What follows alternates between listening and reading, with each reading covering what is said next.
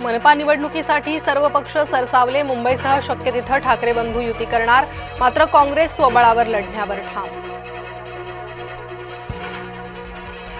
29 मनपांवर महायुतीचाच झेंडा फडकणार, तर बीएमसी देखील महायुतीचाच महापौर बसणार. चंद्रशेखर बावनकुळेंनी व्यक्त केला विश्वास.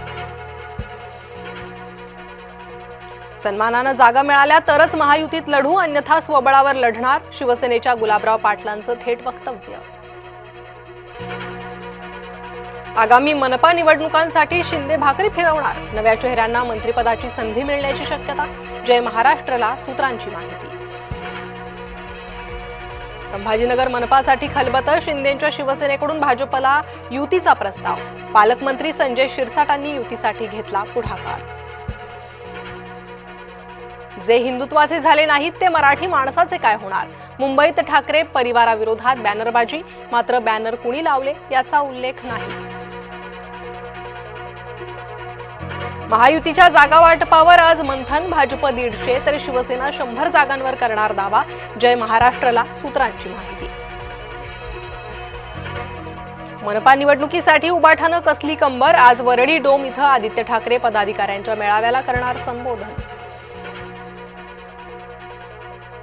लवासा प्रकरणी आज अंतिम सुनावणीची शक्यता. शरद पवार, अजित पवारांसह सुप्रिया सुळेंविरोधात प्रकल्प चुकीच्या पद्धतीनं उभारल्याचा आरोप. रोजगार हमी योजनेत गांधींऐवजी रामजी नावात बदल केल्यानं विरोधकांचा संताप.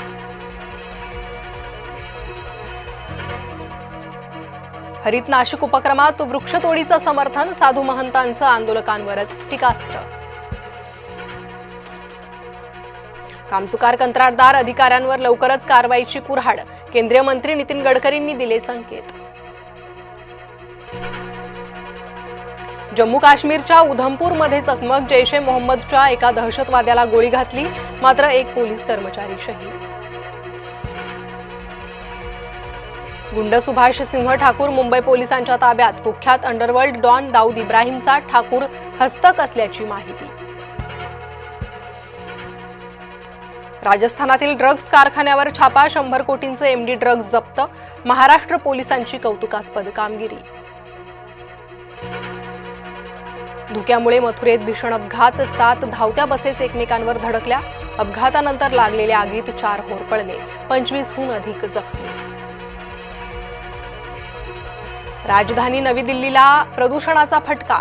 खबरदारीचा उपाय म्हणून 1ली ते 5वीच्या शाळा आता ऑनलाईन भरणार.